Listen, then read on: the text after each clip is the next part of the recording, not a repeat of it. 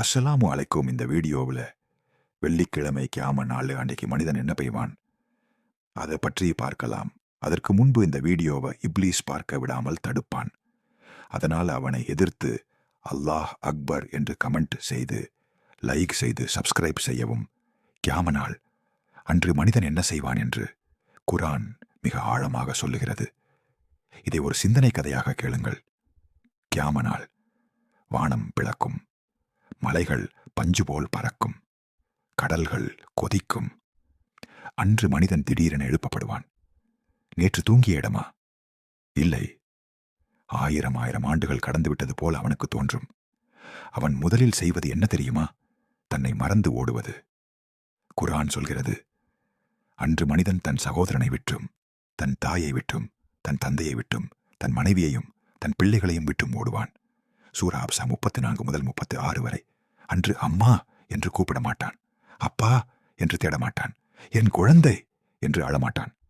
ஏன்? ஏனென்றால் ஒவ்வொரு மனிதனுக்கும் அந்த நாளில் என்னை காப்பாற்று என்ற பயமே போதும். பின்னர் மனிதன் நிறுத்தப்படுவான். அவனுக்கு ஒரு புத்தகம் கொடுக்கப்படும். அது அமல் புத்தகம். வலது கையிலா அல்லது இடது கையிலா? அவனின் கை நடுங்கும், கண் துடிக்கும், நெஞ்சம் பதறும். அவனே அவனிடம் பேசுவான், இதெல்லாம் நான் செய்தேனா? ஒரு சிறு வார்த்தை, ஒரு சிறு பொய், ஒரு கண்ணீர் சிந்த வைக்கப்பட்ட மனிதன், ஒரு தவறவிட்ட தொழுகை, ஒன்றும் மறக்கப்படாது. குர்ஆன் சொல்கிறது, ஒரு துகள் அளவுக்கு நன்மை செய்தாலும் அதை பார்ப்பான், ஒரு துகள் அளவுக்கு தீமை செய்தாலும் அதை பார்ப்பான். சூரா சல்சலா 7 முதல் 8 வரை. பின்னர் மனிதன் செய்வது என்ன? மன்னிப்பை தேடுவது. ஆனால் அன்றுக்கு தௌபா இல்லை. அன்றுக்கு இன்னொரு வாய்ப்பு இல்லை. இங்கு அழுத கண்ணீர் மட்டும் அங்கே காக்கும்.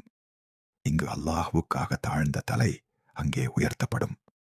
இறுதியில் மனிதன் புரிந்து கொள்வான், இந்த உலகம் ஒரு பயணம்தான், நான் சேகரித்தது வீடல்ல, அமல்தான். அன்று சிலர் மகிழ்வார்கள், சிலர் தலையை குனிவார்கள், சிலர் சொர்க்கம் நோக்கி அழைத்துச் செல்லப்படுவார்கள், சிலர் அல்லாஹ் காப்பாற்ற வேண்டும். இந்த கதையின் முடிவு இன்னும் எழுதப்படவில்லை. ஏனென்றால் அந்த முடிவை இன்றைய நம் வாழ்க்கைதான் எழுதுகிறது.